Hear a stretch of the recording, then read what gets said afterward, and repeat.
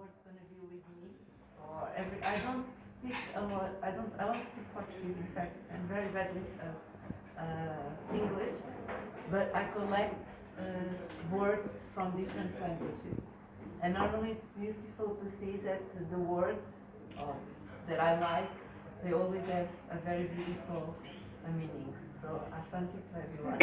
I was telling you, yeah, when we were talking about Cheche, when I was living in Angola, I had a small customer jewelry brand, because in Angola we always also have some side business to our work, and it means okunina. And okunina is from Ubuntu, I believe, and also means shining. So Ndapandula, it means thank you, obrigado, in Ubuntu, to everyone to be here, for being here. This is this being like a very interesting journey with the loose ties. The first, I published the book in 2018, and I never thought that I would be here today in Kenya with all of you. This book, I realized recently, it came as a combat because of with my grandfather. Combat in Angola, it's when you have to grieve someone that dies, and I had to grieve about not only about my grandfather, but also about the loss of my African identity, about my Angolan identity. So when I wrote this book, it was the starting point, really. It was all the ghosts, all the voices that didn't let me sleep, and that were with me since I was a kid. My grandfather, he died in 2005, and in front of his bed, he had the map of Angola.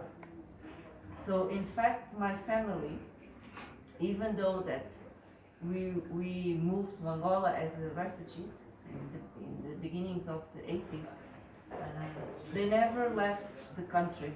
So I was raised up to an age, to my I think 11 years old, with my grandfathers, and in that little apartment in the suburbs of Lisbon, I also was still living in Angola. So as when finally the country came into peace, I decided I want to go back to my country. I want to go back to get the dignity that my family lost in the war. So I went to Angola and lived there for 5 years. I took 10 years, more or less, to write, to work with my grandfather archive. My grandfather, we used to make fun of him because he used to save all the papers, all the newspapers. I don't know. Even when we moved to Portugal, also he took a lot of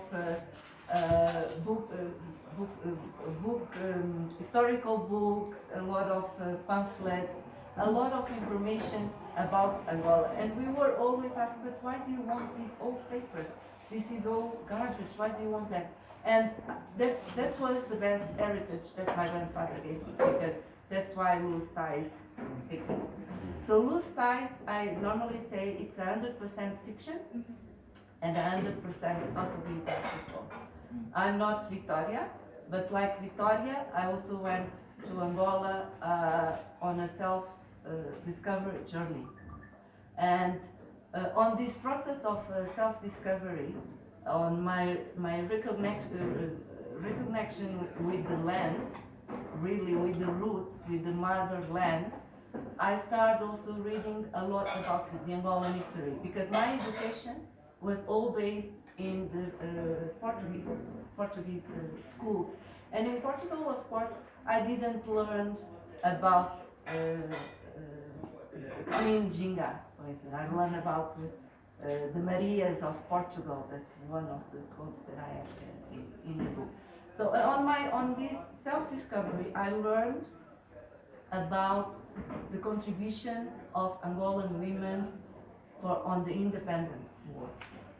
Not only as the main history sometimes tries to portray them doing support jobs like the logistics or being nurses. No, women, and there's a few ones that we know that are well known, like doing that, but women that were really in the field fighting with the gun. And there's a saying that they had to fight twice. They had to fight against the colonial enemy, but also against the patriarchal system. Yeah. So because they were not recognized as full soldiers. So Victoria, the main character, she goes back to Angola in search of her mother, an ex-soldier of this war, and she gets to Luanda, like I got into Luanda. And it wasn't love at first sign, not for me and not also for Rwanda or for Angola. So we had to learn to love each other. So this book also happens not only in Rwanda but also in Wambo.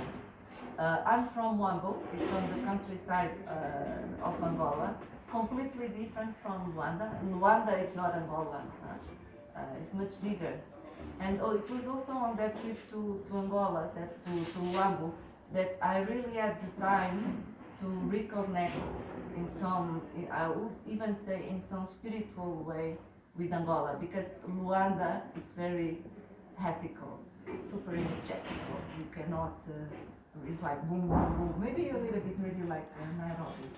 So this book is like a combat. It's not meant to bring answers, but it's meant to bring questions to everyone. Yeah. And now you're gonna do the reading, no? Because I'm not. My English is not perfect, so I don't know.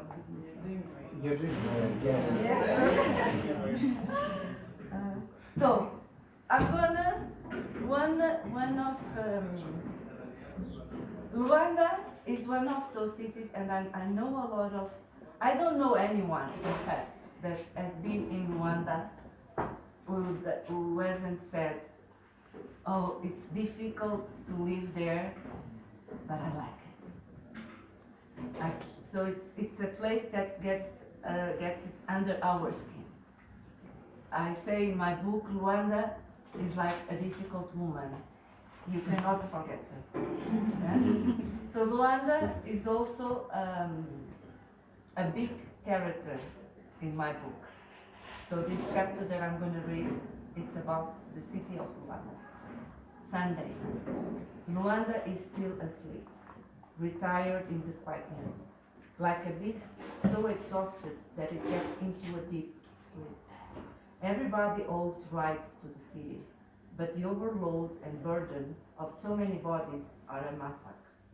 From Monday through Saturday, both the rich neighborhoods and the Rusekes take their access to the historical center. Luanda can barely stand it anymore. She only rests on Sunday. The roads, streets, sidewalks, squares, and plazas are vacant and recovery. Even the building seems to be straighter. Sunday is the day of laziness, with nothing pressing to do. The sun makes no effort to break through the clouds. It comes, it goes. Feeling the warm calm of the sun, Luanda begins to rise. Her bones and her thoughts stretch. She doesn't look forward to getting out of bed. And like Cape Island, beach life goes together with laziness. A few kids are playing basuras. They all play adversaries practicing the martial arts, legs kicking capangas and causing kibaos. With his kibondo tied tightly, Master Katebula is sitting on the red plastic chair. Katebula's legs are tired already. Still, he doesn't give up, guiding the kids in the fight. With gestures, while giving tips. Other kids are in the water with their wooden boards. The sea is chopping with happiness. The kids imagine themselves on top of waves so high that when they break, they reach the tower boat. Master Shabetullah feels restless. He dreamed that he could see Luanda from above. At the topo of Morro da Cruz, a giant ivory was balancing on its tip. On Morro da Fortaleza, another similar Mapuche. From the heart came a deep breath that went up the larger tips of the Mapuche. It reached the clouds, and the sky throbbed in response. The noise coming from the sky spread as it pleased. Then marimbas played on the curimba, and the mucupelas played in the samba.